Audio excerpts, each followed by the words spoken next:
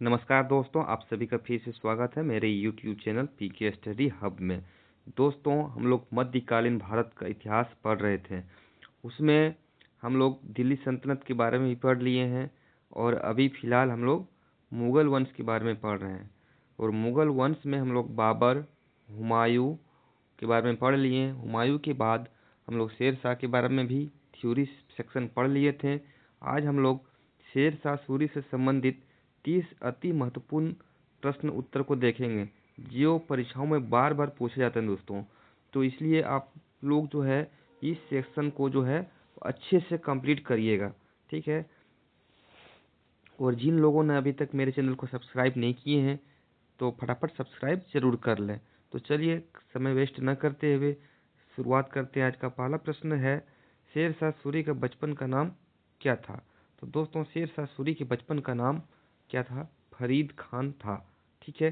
तो इसका सही उत्तर हो जाएगा का नंबर, यानी शेर शाह सूरी के बचपन का नाम फरीद खान था, ठीक है। चलिए नेक्स्ट देखते हैं दूसरा प्रश्न दोस्तों। शेर शाह ने किस युद्ध में हुमायूं को हराकर दिल्ली पर अधिकार प्राप्त किया था? तो इसका सही उत्तर हो जाएगा दोस्तों कन्नौज का युद्ध। क्या हो जाएगा? कन्नौज का युद्ध। कन्नौज का युद्ध खा नंबर सही उत्तर हो जाएगा। अगला प्रश्न है, ग्रैंड ट्रंक रोड का पुनर्निर्माण किसने करवाया था? तो इसका सही उत्तर हो जाएगा दोस्तों ग नंबर शेरशाह सूरी ने। शेरशाह सूरी ने करवाया था, ठीक है। अगला प्रश्न देखते हैं। आज का चौथा प्रश्न है, शेरशाह सूरी का मकबरा कहाँ स्थित है?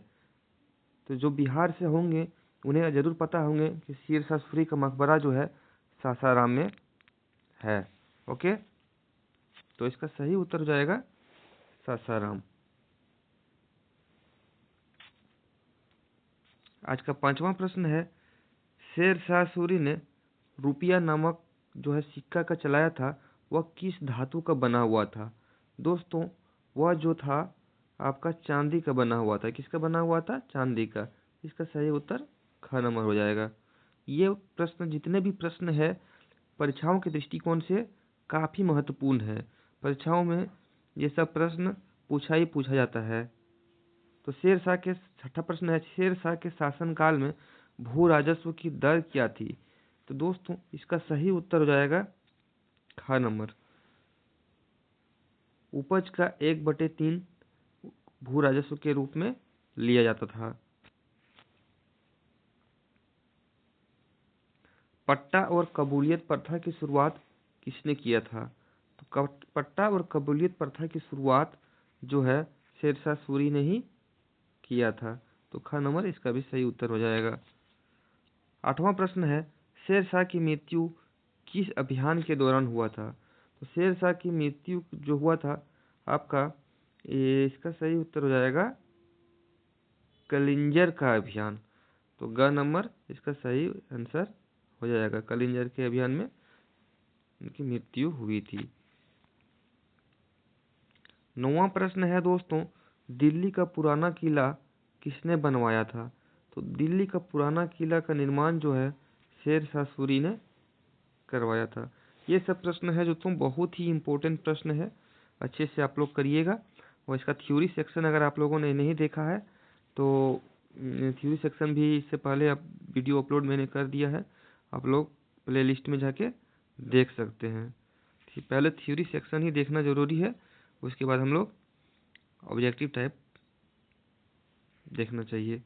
शेरशाह सूरी ने हजरत ए आला की उपाधि कब धारण प्राप्त किया था?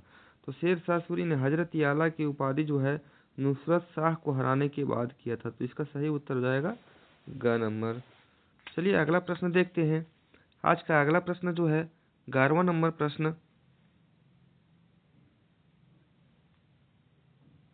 किस इतिहासकार ने कहा था कि शेरशाह एक महान प्रशासनिक सुधारक था? ठीक है, उस इतिहासकार का नाम था कानू नगो। क्या नाम था? कानू नगो। ग नंबर इसका सही उत्तर हो जाएगा। अगला प्रश्न है,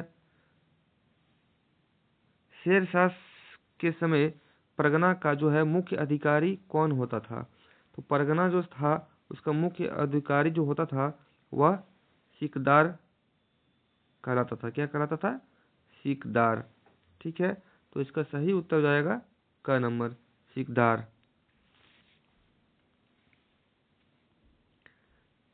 13वां प्रश्न है, किला ए कुहाना मस्जिद का निर्माण किसने करवाया था? तो किला ए कुहाना मस्जिद का निर्माण जो है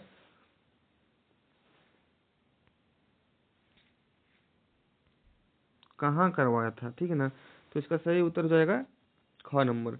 किला ये कुहाना मस्जिद जो है दिल्ली में है। कहाँ है? दिल्ली में है। तो इसका सही उत्तर हो जाएगा ख नंबर। शेरशाह सूरी ने ही इसका निर्माण करवाया था। शेरशाह के चांदी के सिक्के जो थे उनका वजन कितना था? यानी चांदी के सिक्के जो रुपया चलाया था तो उसका वजन कितना था? वजन बताना है दोस्तों। इसका सही उत्तर हो जाएगा ख नंबर, 178 ग्रेन था उनका वजन।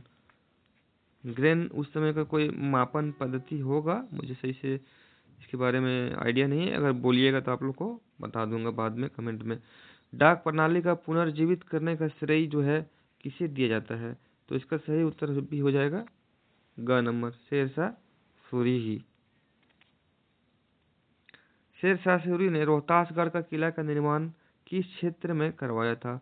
तो दोस्तों रोहतासगढ़ का किला का जो निर्माण शेरशाह सूरी ने करवाया था ये उत्तर पश्चिम सीमा में करवाया था। कहाँ करवाया था? उत्तर पश्चिम सीमा में। तो ये क नंबर इसका सही उत्तर हो जाएगा। मलिक मोहम्मद जायसी पद्मावत की रचना किसके शासनकाल में किया था? तो ये भी इसका भी सही उत्तर हो जाएगा शेरशाह। तो शेरशाह सूरी के शासनकाल में मलिक मोहम्मद जायसी ने पद्मावत की रचना किया था। शेरशाह के शासनकाल में किया था।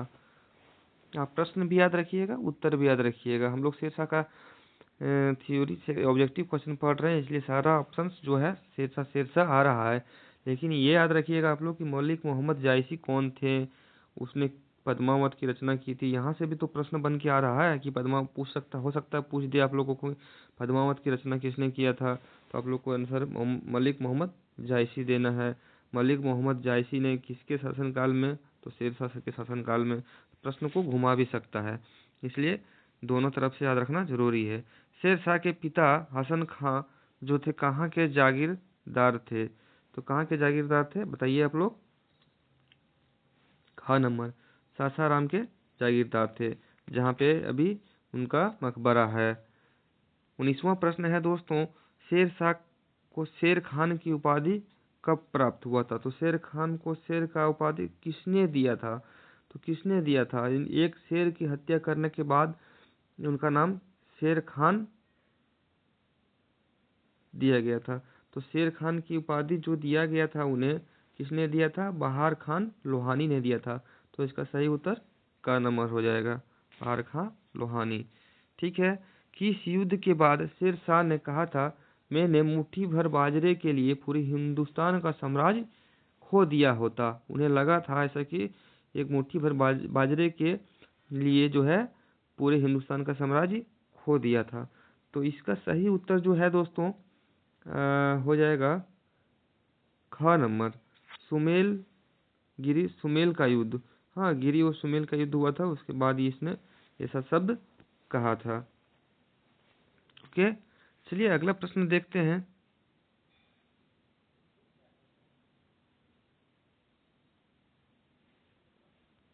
ठीक है, थोड़ा कुछ टेक्निकल प्रॉब्लम हो रहा है दोस्तों, इसलिए इस तरह से समस्या आ रही है।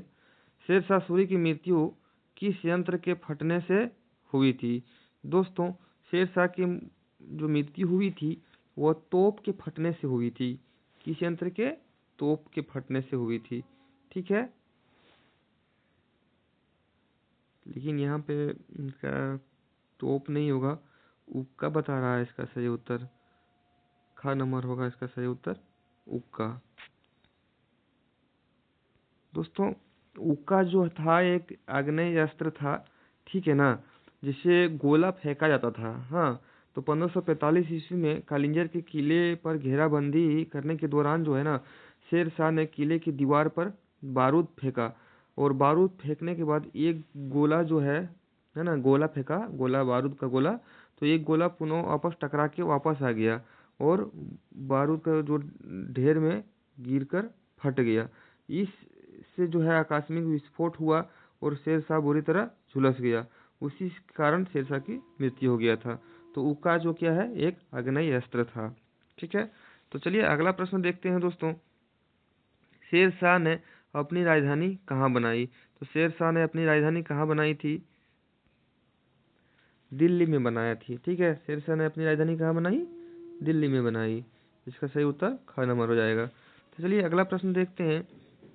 जितना भी प्रश्न है काफ़ी इम्पोर्टेंट है, आप लोग अच्छे से देखिएगा, अच्छे से दोबारा, एक बार में समझ में नहीं आए तो दोबारा कर लीजिएगा, और इसके बाद दूसरा कहीं कुछ और पढ़ने की जरूरत नहीं पड़ेगी आप लोगों को। शेरशाह के शासनकाल में दीवान ये आरिज किस विभाग से संबंधित था? तो दोस्तों बताइए, आप लोगों ने अगर थ्योरी सेक्शन अच्छे से किया है तो इसका सही उत्तर आप लोग दे सकते हैं।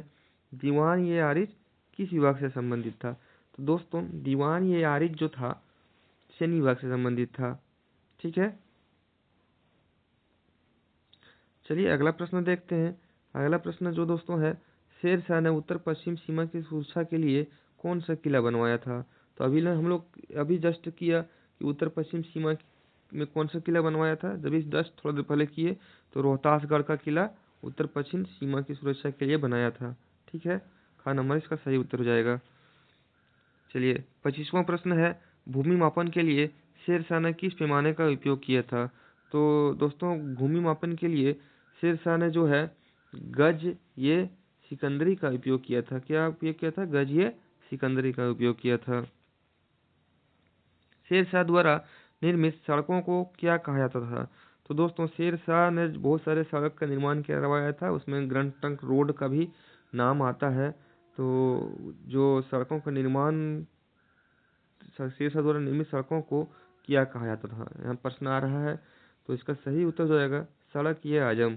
हाँ, उनके द्वारा निर्मित सड़क को सड़क ये आजम कहा जाता था। आजम मतलब राजा, और उनके द्वारा निर्मित सड़क तो सड़क ये आजम। ओके, चलिए 27वां प्रश्न है, शेरशाह के शासनकाल में स्थानीय स्तर पर चोरी के लिए कौन जिम्मेदार होता था? हाँ, चोरी के लिए कौन जिम्मेदार था? तो दोस्तों इसका सही उत्तर जाएगा मुकद्दम, है ना, घ नंबर मुकद्दम। मुकद्दम था क्या? दोस्तों ये जो था मुकद्दम जो था ना, शेरशाह सूरी के शासनकाल में स्थानीय स्तर पर चोरी के लिए मुकदमा, है ना, मुकदमा जो था स्थानीय अधिकारियों के द्वारा ही किया जाता था। यह नीति उनकी न्याय व्यवस्था की एक अनूठी विशेषता थी, जिसे जिम्मेवारी का सिद्धांत कहा जाता था। ठीक है, तो इसका सही उत्तर जाएगा मुकद्दम। चलिए अगला प्रश्न देखते हैं दोस्तों। आज का अगला प्रश्न है, किस मुगल बादशाह को शेरशाह का अग्रदूत माना जाता है? तो दोस्तों इसका सही उत्तर हो जाएगा, शेरशाह का जो अग्रदूत माना जाता था वह है अकबर। ठीक है, तो शेरशाह के बाद अकबर का शासनकाल आता है। बीच में थोड़ा सा फिर हुमायूं आया था, लेकिन हुमायूं के बाद फिर पुनः अकबर आया था। तो इसलिए ये मान के चलिए कि हुमायूं बीच में बस एक ही साल के लिए आया था, ज़्यादा समय के लिए नहीं। उसके बाद तो फिर अकबर का शासन आ जाता है। तो शेरशाह के बाद जो है अकबर ही माना जाए कि अकबर ही सत्ता में मुगल साम्राज्य में आया था। इसका सही उत्तर हो जाएगा अकबर। दोस्तों अगला प्रश्न है, शेरशाह सूरी किस वंश से संबंधित था? दोस्तों हम लोगों ने थ्योरी सेक्शन में सबसे पहले ही देखे थे कि शेरशाह सूरी जो है आपका मुगल वंश से नहीं था। तो ये किस वंश से था?